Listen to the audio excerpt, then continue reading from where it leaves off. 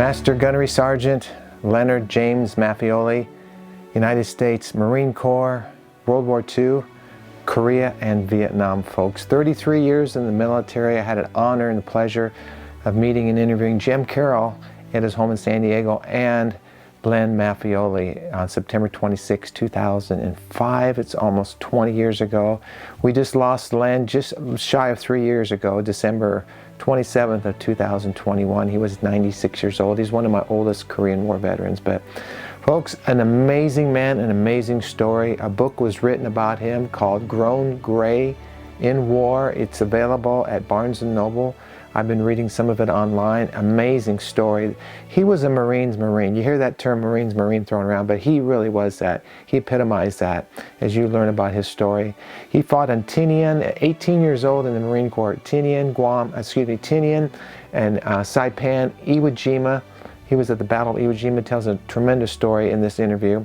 He was in Korea at the Chosin Reservoir. He fought in Korea as a corporal. He was a private first class in World War II and eventually became a gunnery master gunnery sergeant in the Marine Corps when he retired 33 years of service in 1979. He was at the Tet Offensive in Vietnam. It doesn't get any better than that. It's just an amazing story. He was actually a prisoner of war captured by the Chinese communists in North Korea during his time in Korea. 6 months in a prison camp that was so rugged and the conditions were so poor that 4 out of 10 POWs were dying at that time. He escaped after 6 months, received a Bronze Star, and just an amazing man, an amazing story. If you can imagine going through World War II and then Korea as a prisoner of war and the things he experienced there, and then into Vietnam. So just, I so salute Len Maffioli and so glad we're sharing his story. Want to thank Jared Rayleigh for stepping forward. Jared, thank you for making it possible for others to hear Len's story and honor folks of his grandfathers who both served in war. His grandfather, Frank Burt, served in the United States Navy.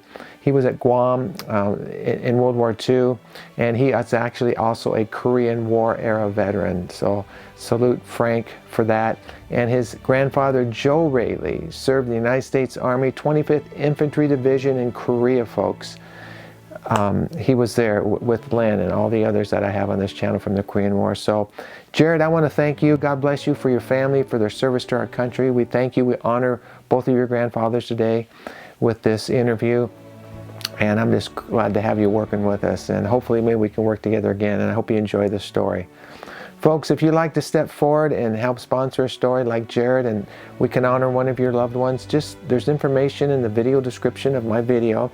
Or you can go to LarryCapetto.com, you can contact me, or you can actually donate from that site, and also in the comment section of my videos you can donate. And folks, I'd like to just take a moment. I'd like to encourage some of you who are sponsoring these stories. Let's honor some of these, what I call the real masters of the air. You know, Tom Hanks, they made a big deal of his series, Masters of the Air. I'm sure it was good. I didn't watch it, but because I got the real guys. It's hard for me to watch something that's depicted when I have the real stories, so that's hard for me. But I've got the real masters of the air, and when you go to LarryCapetto.com, click on Sponsor a Vet, or from my video description, you can click on Sponsor a Vet. You'll see pictures. The first, I think, dozen pictures are World War II real masters of the air. And I just want to encourage some of you that have sponsored my work to go there, pick one of these gorgeous, handsome-looking young men. They are all wonderfully beautiful men in the war. The pictures are just so glamorous. I'd be really pleased if you would help sponsor some of these stories. We got to get them out there, folks. I know a lot of you watch the Vietnam stories, and I love every one of them. But the World War II stories must be listened to and learned from. And even the Korean War stories, the Forgotten War, they call it. So I encourage you to get involved with this work and be greatly appreciated. Lots coming up. Lots coming up. I'm going to go to Louisiana next month, the 1st of November, and I'm going to re-interview Mitchell Young. Some of you have seen Mitchell's story. I'm excited about that. I'd like to thank Julie Butler for helping make that possible. Julie, thank you. God bless you. This is going to be a great time to reunite. Mitchell's having some severe health problems, and you might say a prayer for him. You've seen his story, an amazing story on my Voices of History YouTube channel and my radio station. And we're going to go there and honor him with a second interview in his declining health. It's going to be tough. It's going to be a great experience, though, to see him again. And so I just wanted to share that with you. And there's possibilities of going back to Arizona in January and even back down to Florida with some more interviews. I don't travel like I used to. I'm getting older. I use that as an excuse, and the restrictions are a lot more today. So, okay, folks, I can keep going on. I think we'll stop there. Let's honor Len Maffioli. I want to remember, hopefully I said everything I was about him. There's so much more to say. Can't say it all in this introduction. So let's stop this, honor him with this interview. Please invite others to watch this story. I would invite you to subscribe to this channel. Let's get to 100,000 subscribers, folks. That's my goal. I don't think we're going to do it this year unless something really happens, but that's my goal. Thank you for all of you sending the great comments. I save them, I reply to them, and I just thank you from my heart. The heartfelt comments that are coming my way, you know who you are. I look at this camera. Thank you. Sincerely thank you. So, okay, that's it for now. God bless you, and I hope you enjoy Len's story.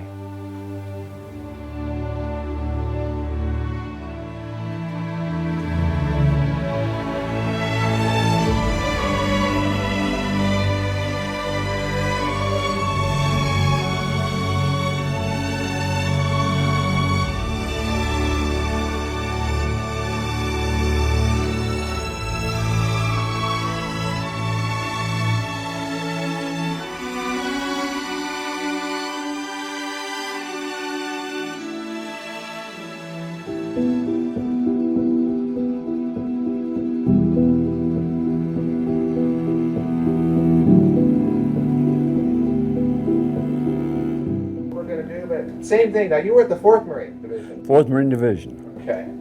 And I'm going to ask you the same question I asked Jim at the beginning. Did you land on the 19th of February? Did you go on the 19th? No. Okay.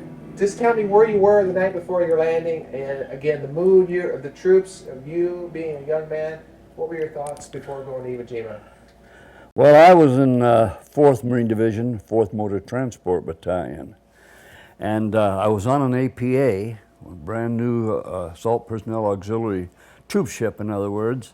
And we had part of the 3rd Battalion, 25th Marines aboard. And I knew I wasn't going ashore D-Day. I had a Jeep.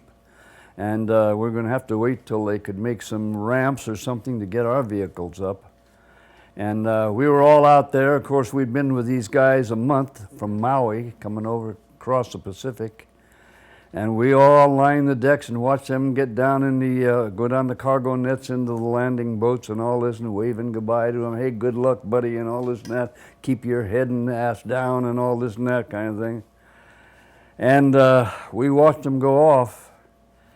And about 2 or 3 hours later, some of the boats came back to our ship.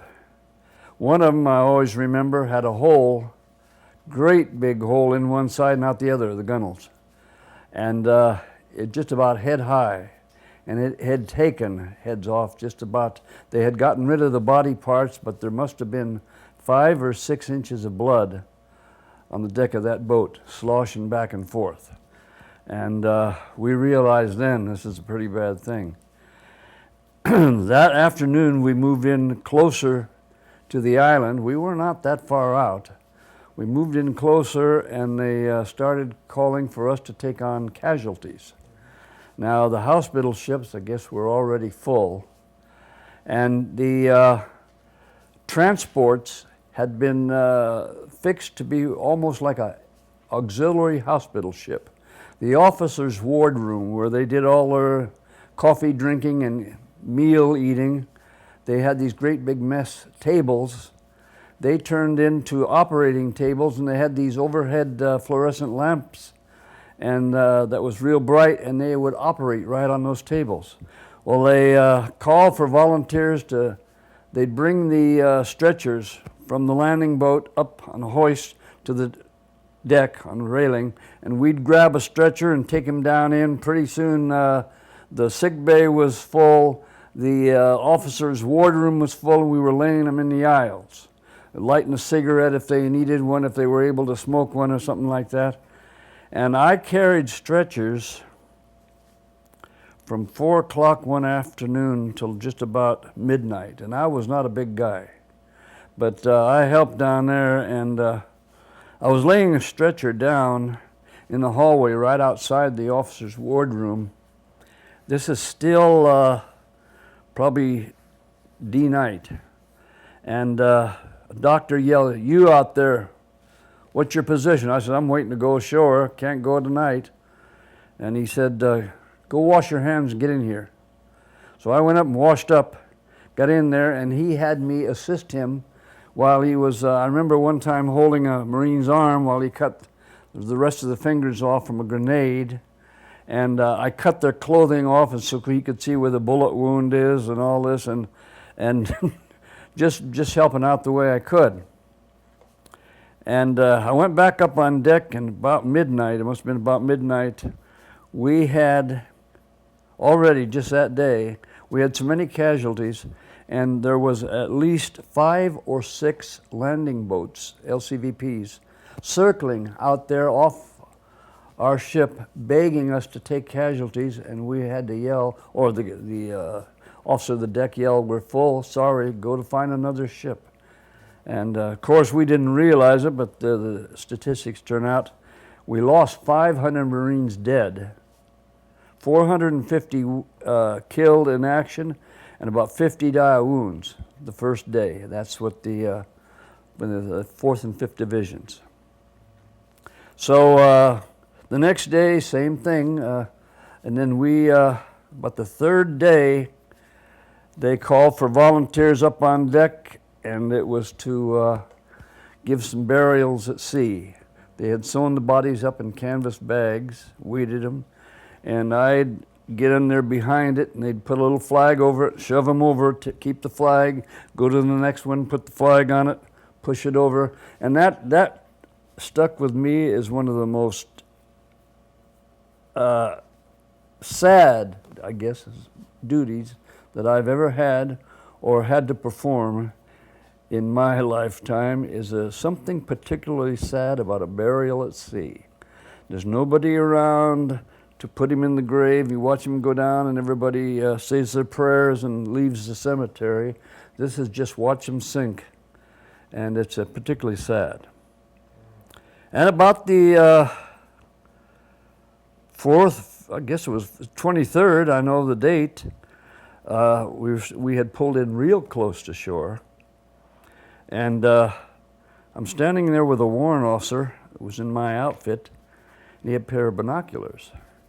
And I was watching the 4th tanks from the 4th Tank Battalion walk up toward the quarry there on the shore on these tanks, and somebody said, "They're on Suribachi." Somebody yelled, "They're on Suribachi." And I looked up, and it must have been the second flag raising, because I looked up there about the time a flag went up, and it was a pretty large one, even with, through the binoculars. So I figured that was the second flag raising, and I did get to see it.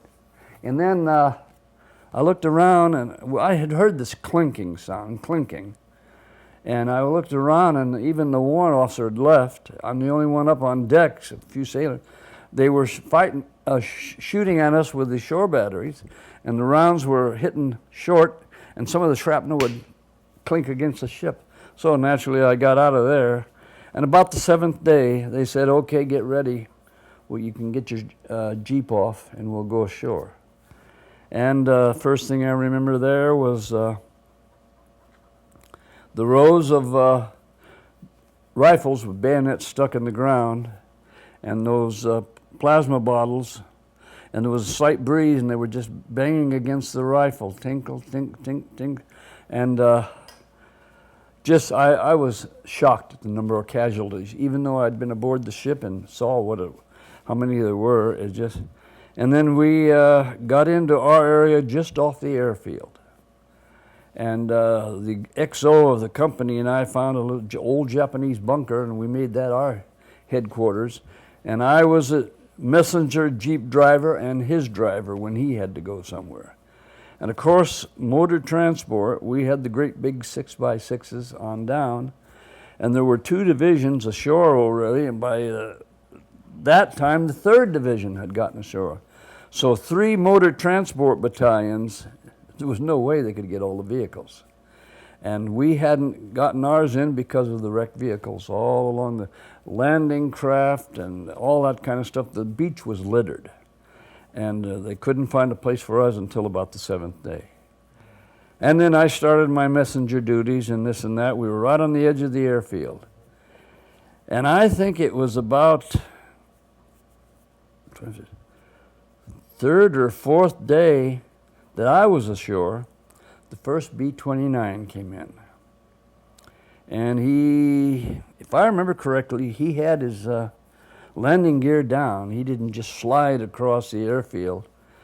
But he nosed it in there and finally came to a stop, and a bunch of us closest to him ran over there to see what the deal was. And the crew came out on the wing, and they were standing there, and boy, did we give Kobe, Japan hell last night with a firebombing. I remember them saying, Kobe, Japan. And then one of them says, where's the front lines? And there was an infantry guy standing there. He's about 100 yards right over there, and they scrambled off that wing. But then it was, from then on, it was messages. I'd have to go down the cemetery every once in a while and take them, look for our casualties, read the rosters and units to see. And that was another thing that'll stick with me for the rest of my life. The graves registration people, methodically going body to body to body, looking for ID. They had these little canvas bags, and if they had the dog tags, naturally they went first. And then pens, pencils, any kind of identification, wallets, anything in this little bag. And if they couldn't find a name or a dog tag or wallet, they'd start searching the clothing, because a good Marine had his name stenciled in every article of clothing he wore. And they identified several hundred that way over the period of the next month. And now that's sticking in my mind, those bodies just there. Some of them didn't look like they were even, it might be sleep. And there was a captain, didn't have any rank on, but he, when they turned him over to look for wounds, he had his rank number on his back.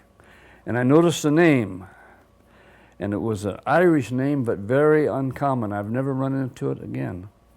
And I got back, and the battalion commander asked, where you been? I said, down the cemetery, sir. I had to do some checking.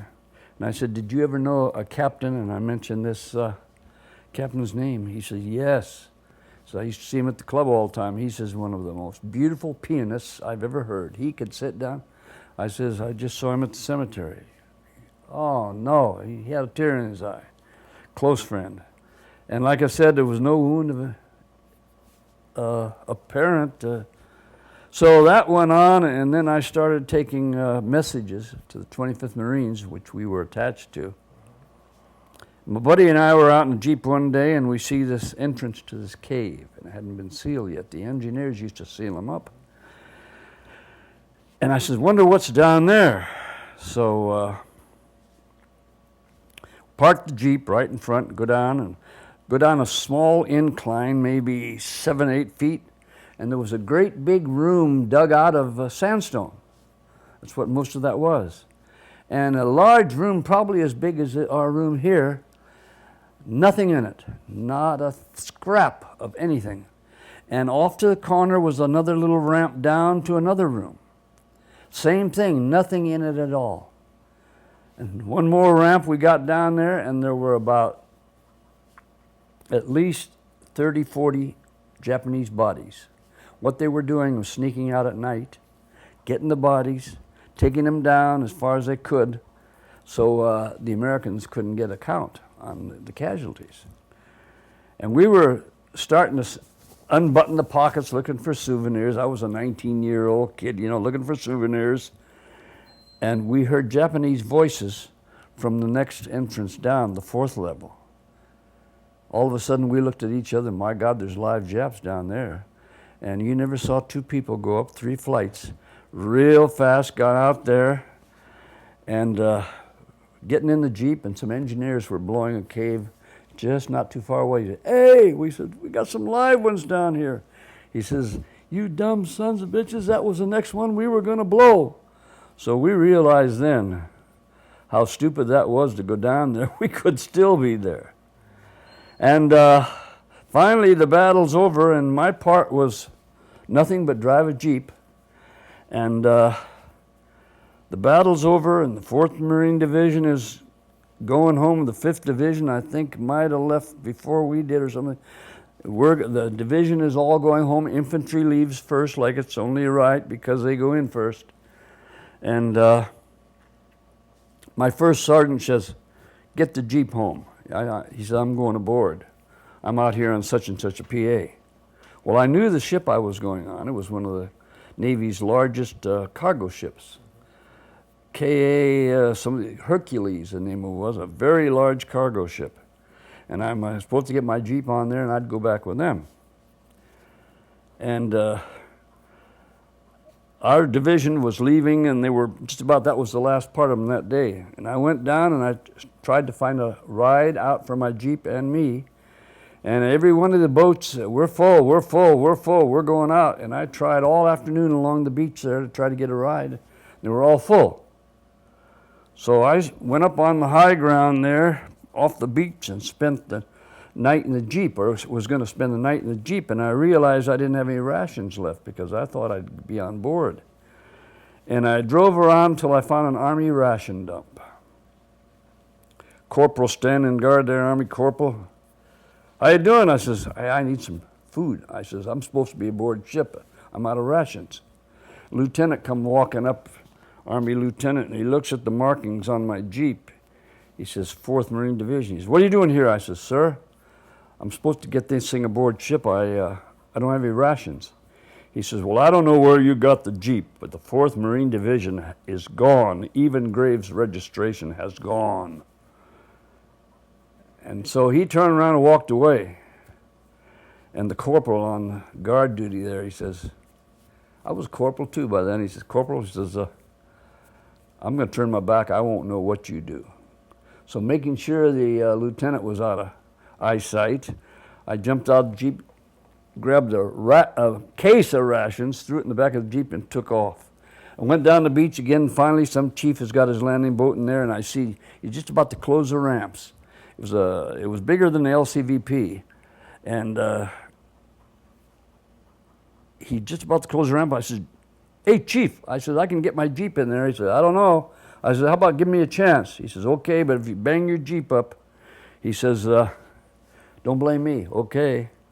So I backed it in, and as he closed the ramp, he bent my front bumper in a little bit, but I was there.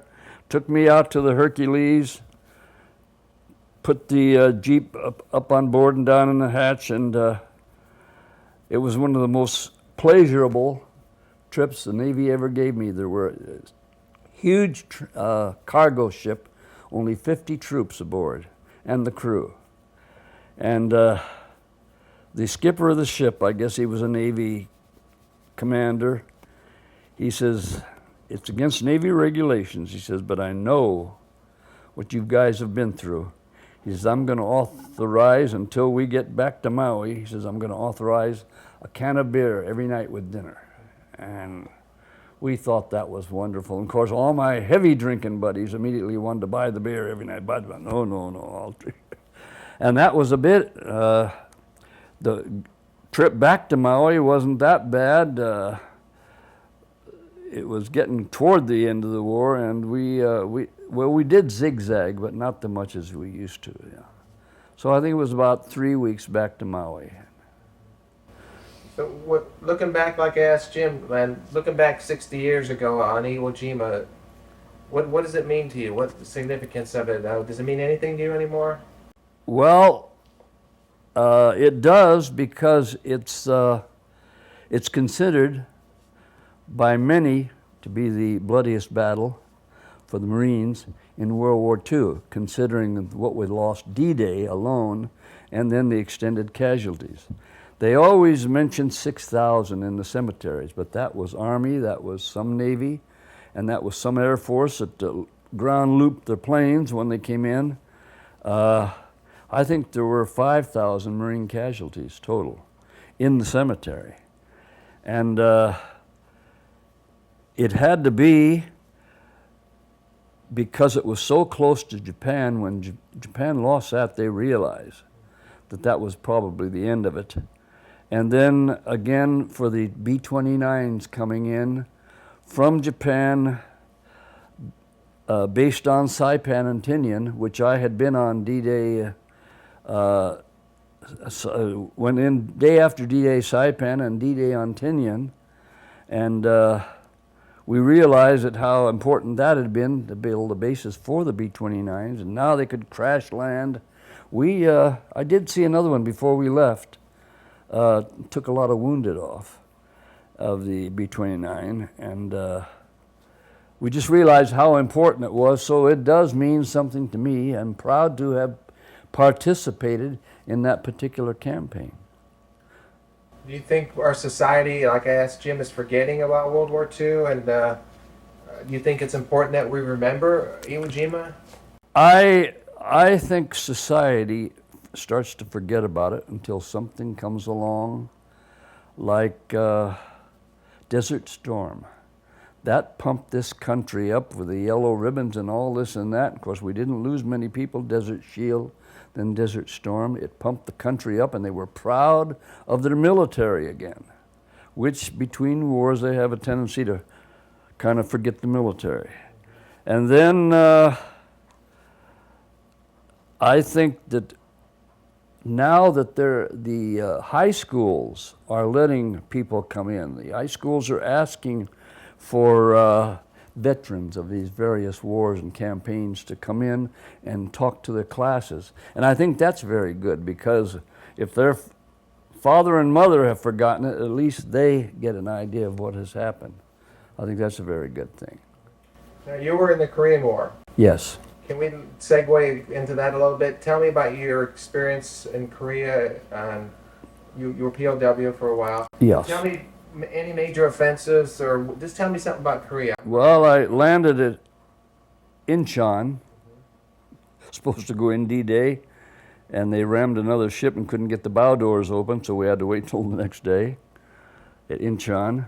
Went up through Seoul and landed at Wonsan after 10 days while they cleared the mines out, and it was what they call an administrative landing. Bob Hope was there to greet us when we got there, and then went up to Hungnam and Hamhung, the largest cities in that area on the east coast, and then went on that convoy to take the 401 Commando, British Royal Marines, up to the front lines when the Chinese ambushed the convoy. We had over 900 troops and 170 vehicles in the convoy, including 2 companies of tanks. And they managed to cut the convoy into about 3 pieces by stopping the trucks. They let the tanks through. They didn't have anything to stop a tank. Stopped the trucks, shot the engine right out of Buddy's truck just 2 ahead of mine, which was stopped the real convoy. And jumped out, got in the ditches, fought them off all night. And the next morning, we had about 300 men in our section of the convoy. And every time a guy got hit, we'd drag him into the ditch. Now it's about 20 degrees below zero. It was a strange thing to get hit and watch the blood freeze as soon as it hit the surface. So not too many people bled to death. But we were all cupped in the parkas and the hoods over our parkas. And when they got off the trucks, everybody's wearing that same parka uniform. And we had Army, U.S. Marine, British Marine. And you couldn't tell who was who until the British spoke, and you could tell by the accent who they were. And finally, we found out later most of the Army was hiding in the ditches, and the Marines and the British Marines were fighting back. And we were out of ammo. We had no heavy weapons, no machine guns, nothing but carbines for the truck drivers. I was driving a truck for them. And some M1 rifles for the infantry, and the British had the M1 rifle. And next morning, the senior officer present was a Marine major, and he said, look, we're in a bad situation here. I'm going to go down and talk to the Chinese. In fact, they had captured a couple of guys and told them to go back and tell who's ever in charge that we're coming in at dawn. And nobody lives. Wounded, everybody dies. So he went down to talk to him, and he made a deal that if what was left surrendered, that he would, the Chinese would let the other wounded or take them or let them get back to our line. We were about 5 miles from Kotori, where we had left, Chesty Puller's 1st Marines, and 5 miles north was Ray Murray's 5th Marine Regiment. So we were just in the middle, and the Major told us this, it was just cracking dawn. Major told us this, we figured those poor bastards in the ditches, freezing to death if they're not dead yet. And we'd take a chance. It was 123 of us out of 300. We had 140 dead, they counted later, in the ditch, and about 60 or 70 wounded, still alive. And some of them did survive when the Chinese let them go back, but that was it. They took us prisoner. Dawn had come and I was smashing my carbine on the bumper of a truck with stock and everything. I wanted to damage it to where nobody could use it, and I felt this tap in my back. And I turned around, and there's a Chinaman. He couldn't have been more than 5 foot tall, and he had a Thompson submachine gun slung over his shoulder. He was no kid either. He must have been in his 40s. And he stuck his hand out. And I thought he wanted my beat-up carbine. I handed it to him, he threw it down, and he shakes my hand. And this supposedly later was to congratulate me for surrendering, which I hadn't done, but that was okay. And they got us together and started a march, and we walk all night, hide from the aircraft, and dawn we'd find a village or something to hide in, a forested area or village, and run the people out of their house and put all prisoners in it, and or let them keep one room so they wouldn't freeze to death. And we did that for 15 nights. Walk all night and hide all day.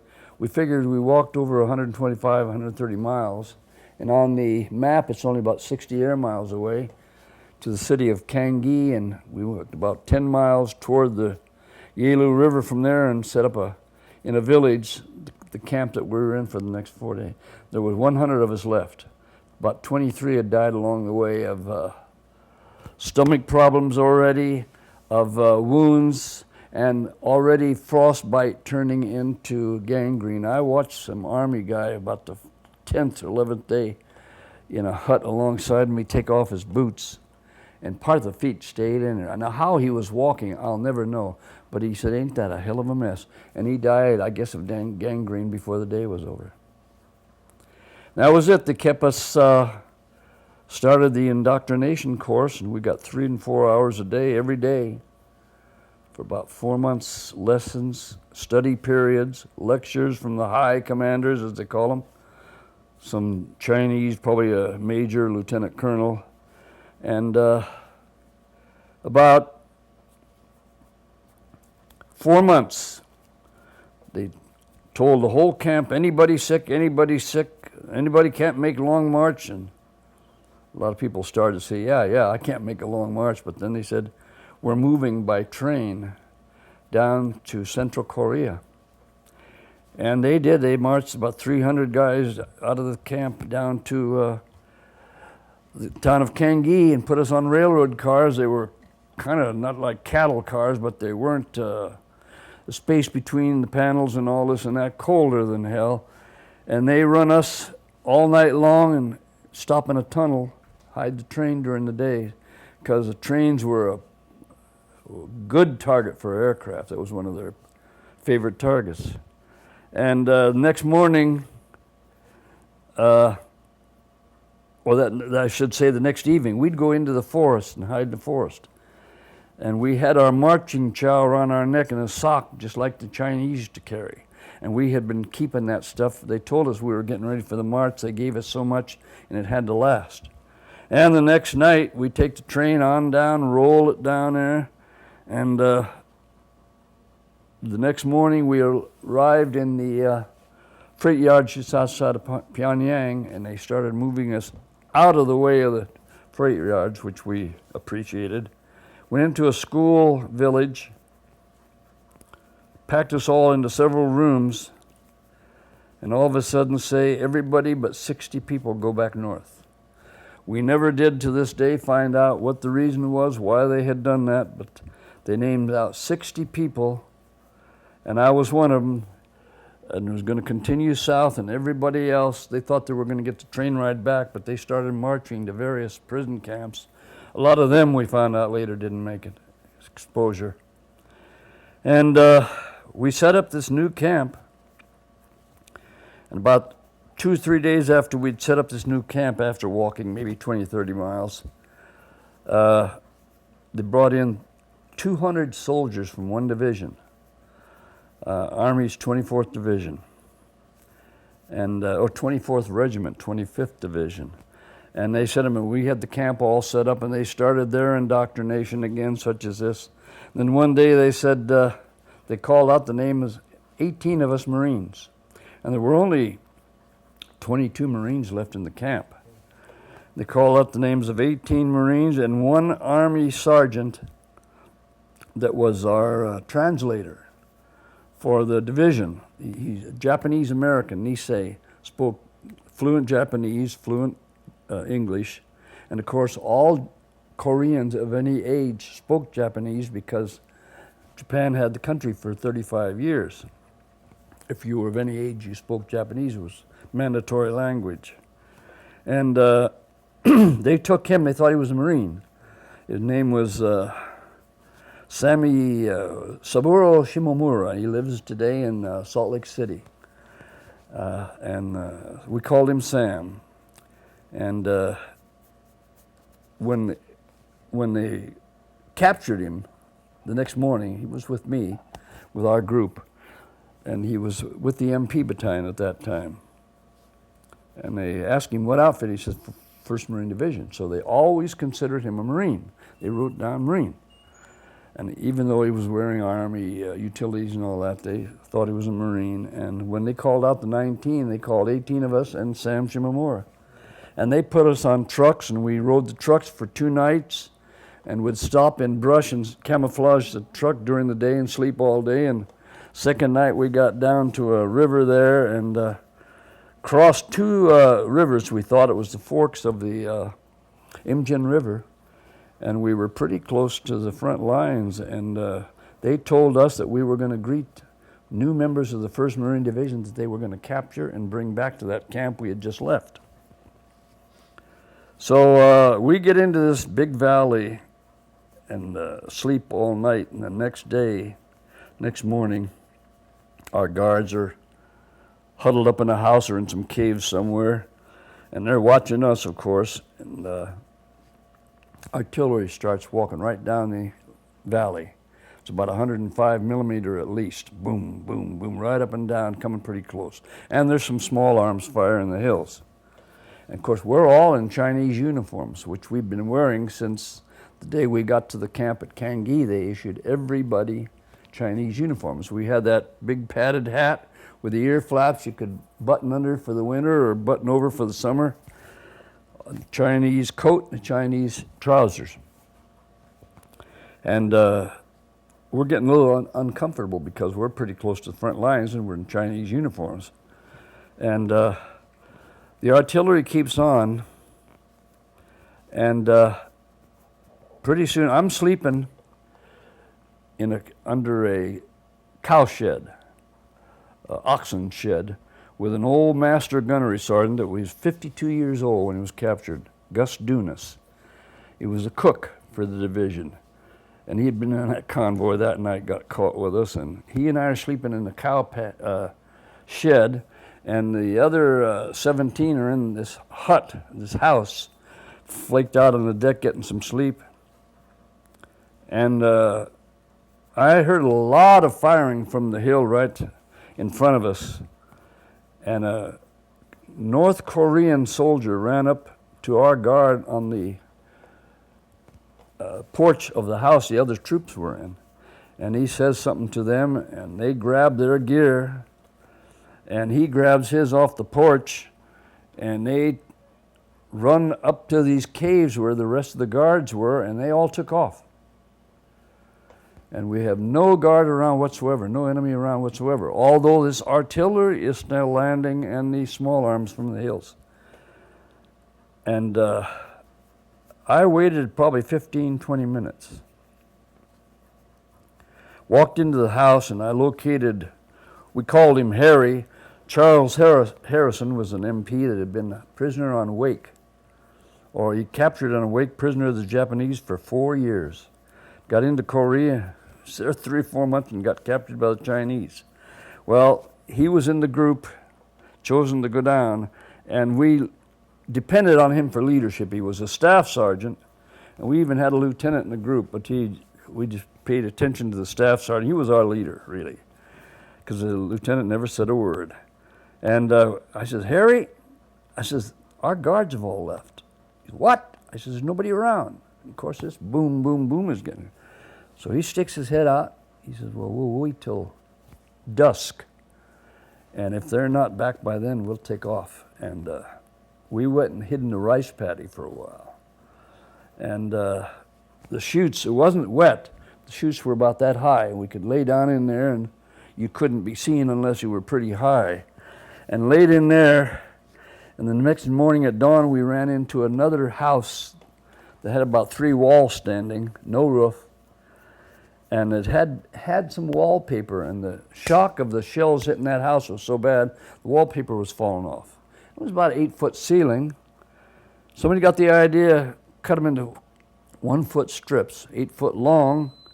We could make a message out in the rice paddy. So we did it with P.O.W. and cut the letters for P.O.W. and the figure 19 underneath. And we all looked around and, okay, who's going to lay that thing out there? Because the artillery is real close and the gunfire is coming closer. I said, well, hell, I want to go home. I'll take part of it. So I grabbed the W, the 4 pieces of the W. And so about 4 of my buddies grabbed other things. We went out there and got our message all laid out. And we're huddled in there because we're kind of worried. There is a spotter plane up there now calling this artillery, little Piper Cub type. And we figure if he comes low enough and sees those 18 or 19 Chinese uniforms in there, he's liable to cause some trouble. So we huddled against the walls there, and about 15 minutes later, he come real low, looked at the message, and I ran out there, and some other guy, and we waved. I think I had my skivvy shirt off, was waving it at him, and he wagged his wings. And about 15 minutes later, he come out there and dropped a message in one of those streamers. And of course, I'm always near the door again. I'm getting anxious, and I run out there and got the streamer, brought it into Harrison, and it says, have radioed 3 tanks coming in. It said, line up on your panel. If any wounded, have them lay on panel. Well, Harrison said, well, I guess we better get out there. We don't know when the tanks are coming. And we start out the door, and somebody said, for God's sake, we got outside, and somebody said, let's take these stupid hats off. We threw the hats down. And just a few minutes, 3 M4A3 tanks, Army 7th Recon Company, come up there, and God, we were crying, tears, and all this and that. And all of us were malnutrition. I weighed 100 pounds, all malnutrition cases and all this, and most of us sick with the dysentery. And got in there, and the lieutenant in charge says, boy, you'll never know how close I came up to opening up with you with the 50 calibers. He said, I told there was 19 prisoners out here. And I look with the old binoculars, and I see a bunch of Chinese uniforms come running out of there. I said, get ready to open up with 50s. This might be a trap. And then I saw you guys take off your hats and throw them down, and I could see Caucasian features. And that was it. We went aboard. They gave us rations, and we'd eat rations. That story, then I got a couple follow-up questions. Okay. Yeah, we jumped on the tanks. They gave us a bunch of rations and cigarettes for those who smoked. And we hadn't had a Taylor's cigarette in 6 months probably. And they took us into Corps headquarters on the tanks. And Marine Corps picked us up. Oh, the Army called in 19 of these spotter planes, one for each prisoner. We got in the back seat and they flew us down to Corps headquarters where they interviewed us, and the Marines sent a truck up for all of us to go back to the first, and Sammy went with the Army, and that was it. And it turned out to be the only successful group escape ever made from the Chinese or North Koreans. And we were pretty proud that it was all Marines. The Army gave us a bad time later. When I published my story, they said there were no escapes and that you were being released as propaganda value and all this and that. But you don't leave somebody behind enemy lines with no weapons whatsoever, enemy uniform and all this and that type of thing, and just it didn't pan out.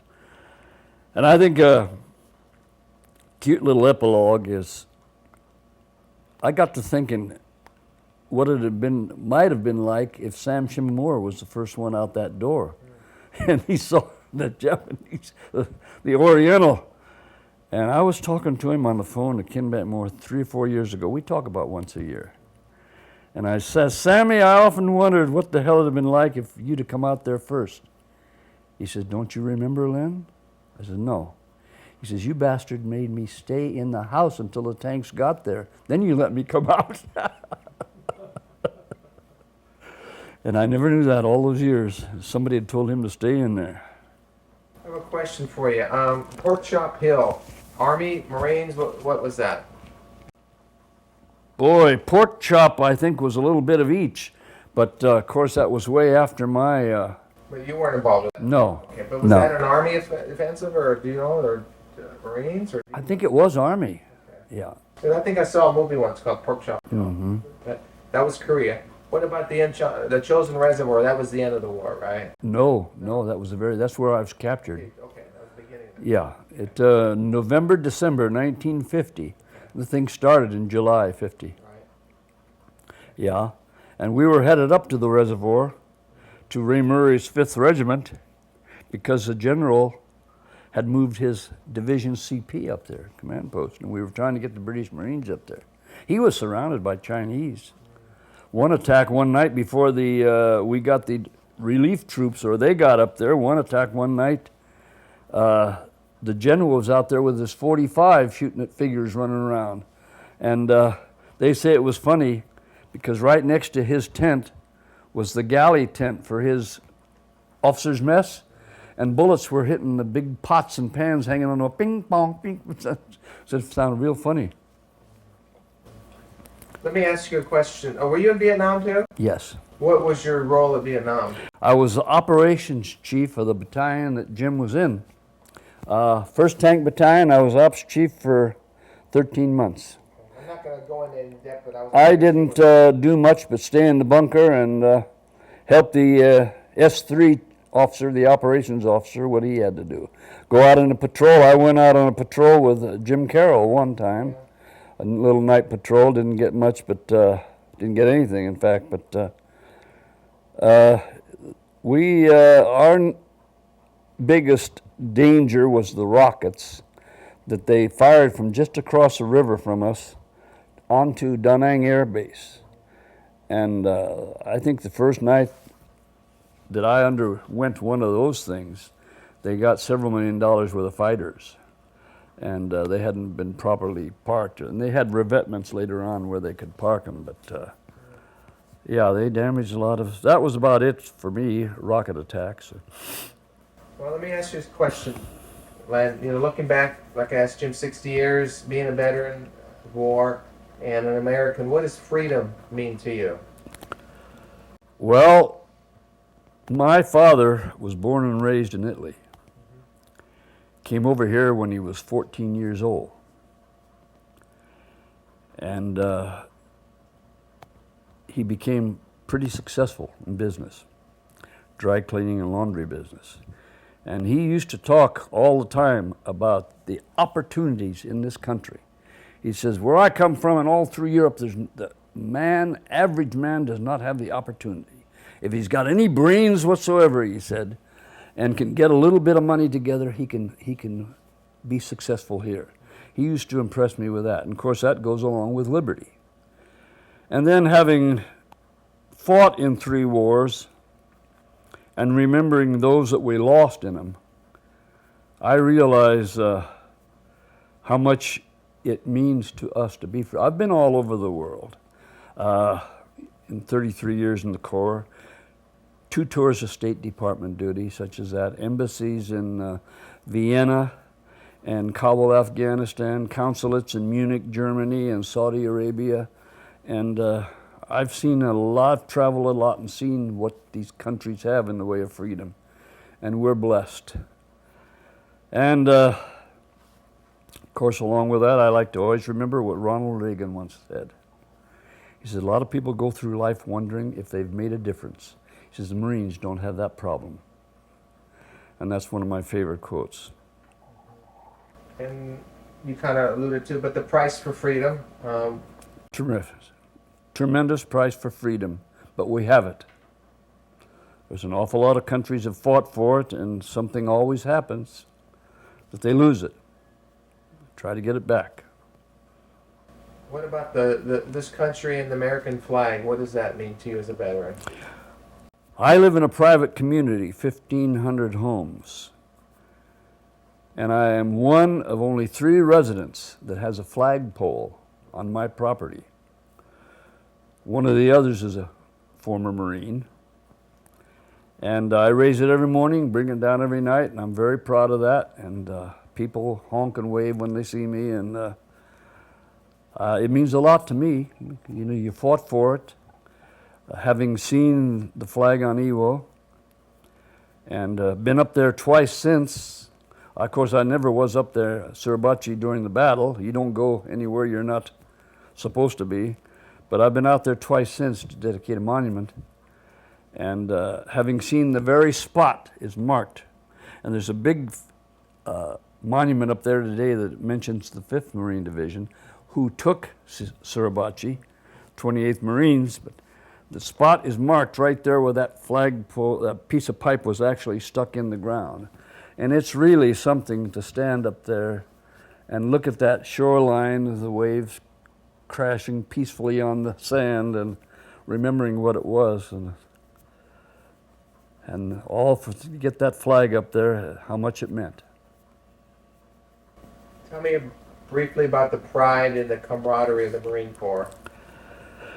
The camaraderie in the Marine Corps, not only because it's a smaller unit, but it's because of the training that they go through. I don't think there's any unit that could surpass it or even meet it. You're gung-ho, it's always semper fi, and there's something that sticks with you for the rest of your life. It really is. And I attribute that to right down there in MCRD, where they go through now 13 weeks of training. My boot camp had been cut to 7 weeks, middle of World War II. But that sticks with you and the people you meet, and the Corps is always small enough that even on the freeway today, somebody will see the Marine Corps emblem. Of course, I have a P.O.W. plate now, but the Marine Corps emblem in the car, and they'll honk and wave. Of course, there's a lot of Marines up and down the highways around here, but it's something that you can't, hard to explain. I'm proudest of having been a Marine.